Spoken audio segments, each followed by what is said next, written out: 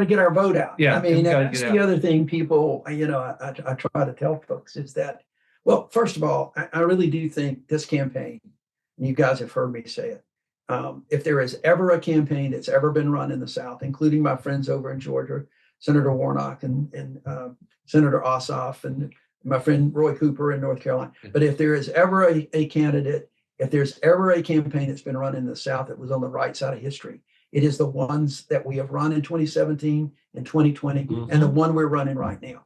And we are running on issues that people care about, that includes their health care, that includes their jobs. We need to raise the minimum wage in Alabama. And we have got to slow this thing down with this creeping data center dump that everybody is seeing. But Alabama is on the cutting edge of being the dumping ground for data centers. So that's the kind of campaign we're running versus the other side that just calls us all kind of names. They're not running on any substantive issues, except Tuberville will open the floodgates to data centers. Yeah. It's not the thing that is clear is that because you talk about 2017, 2020.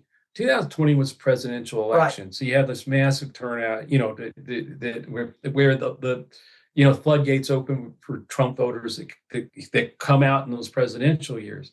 But this is a midterm, and here in Alabama, and we know this because we look at all the, look at who's voting, who voted in the primary.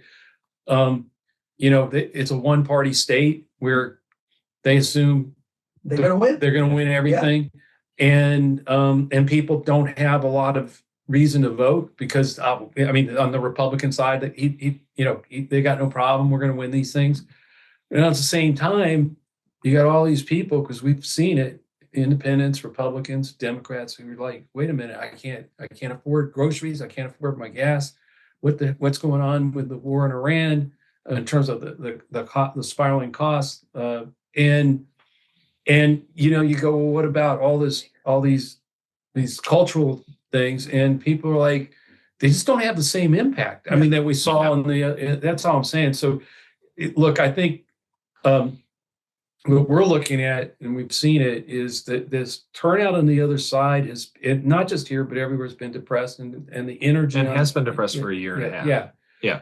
And that's why you got all this Democratic overperformance in all these races, that we've seen. We've got some really great candidates that's running with too, and that's the thing. You guys know, and because we even though I haven't been on the campaign trail for me since 2020. I've been on the campaign trail for a lot of other folks over the last few years, and we talked regularly over the last 6 years. Yeah.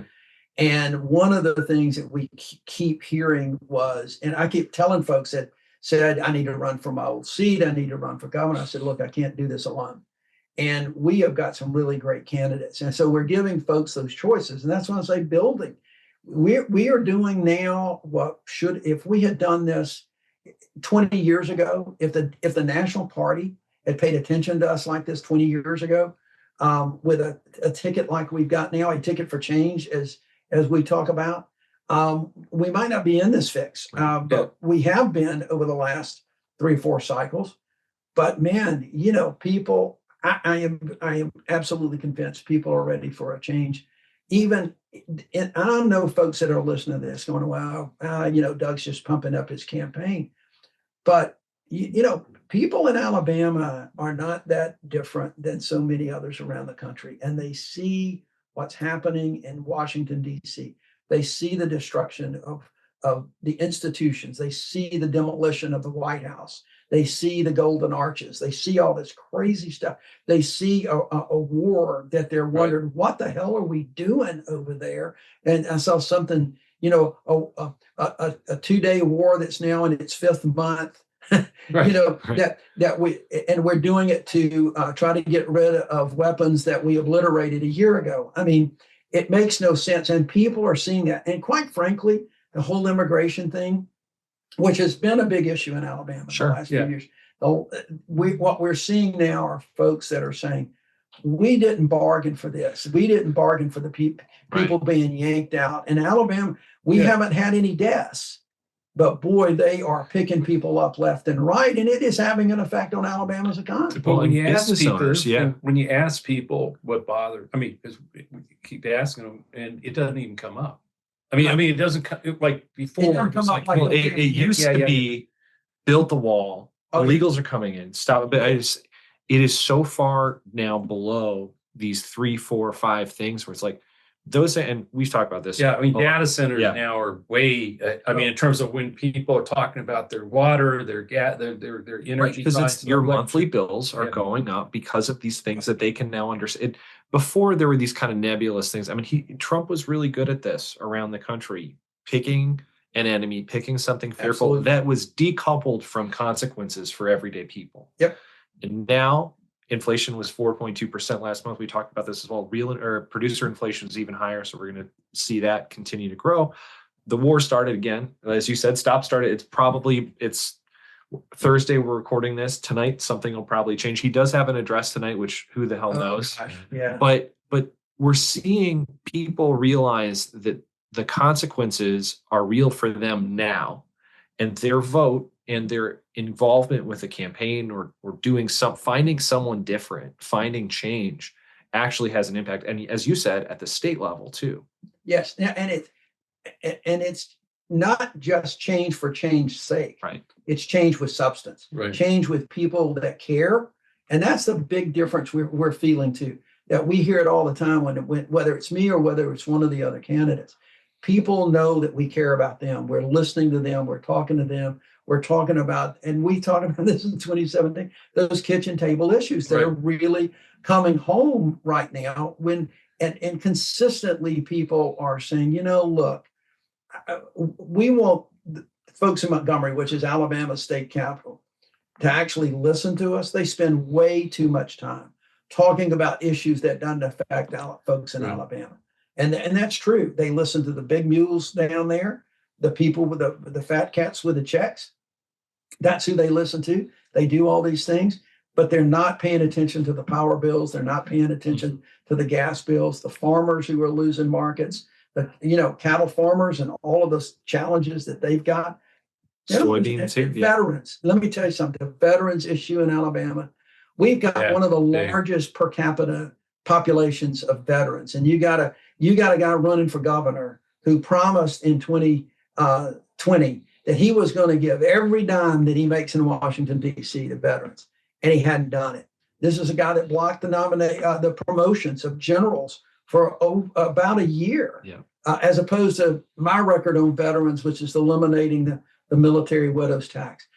People remember those things. They understand that affects them and something they care deeply about. And we're reminding folks of that. So, I want to talk a little bit about the kind of campaign you're running, because we're running a completely different kind of campaign here. It's building it literally from the ground up in every precinct in the state, building precinct. I mean, particularly in a state where you didn't have that kind of party money or organization to build it. We're building it literally from the bottom up. Basically building a hard count campaign where that you see it in presidential campaigns in key early states where they put everything in there and they do it from the precinct captains in every district and every county. That's what we're building here, and the people are signing up and joining and becoming precinct captain. It's like there's 2,100 precincts in this state, and we're building an organization, all of them. But it also means when you win, you can govern because you got that apparatus out there to put pressure on things, and at the same time, you've built a party that can be competitive. That's right.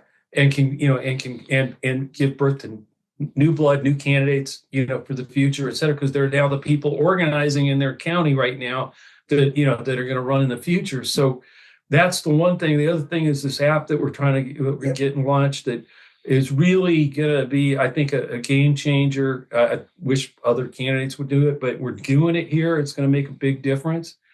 But I really do want to give you two things. One is talk a little bit, I think, about the crowded table, what your kind of vision for the state that you're talking about here with folks, because I think it's powerful, and I think people out there would benefit from hearing that. And then two, second part of that, how can they help you? Yeah, well, I appreciate that, and also, It's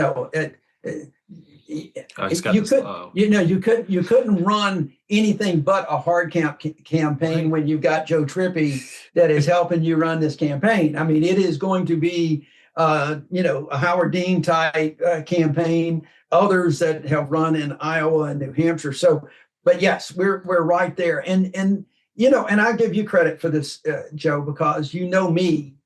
And you know my history with the 16th Street Baptist Church bombing cases that we prosecuted, and the fact that I did a lot to try to be inclusive with folks across the country. I mean, we ran every race that we ran was very inclusive, and the fact that of what I did in the Senate. So when you found, quite frankly, and it is just an amazing group, the High Women, the song Crowded Table. That truly captures the vision that we have in the campaign and how to govern, and the lyrics are pretty simple. I want a house with a crowded table where there's a place by the fire for everyone. Let's take on the world while we're young and able. And I always feel like we got to do that in Alabama. And we'll gather back together when the day is done. And the door is always open. The picture's on my wall. We're all a little broken, but in Alabama, we all belong. That's really the vision for the campaign.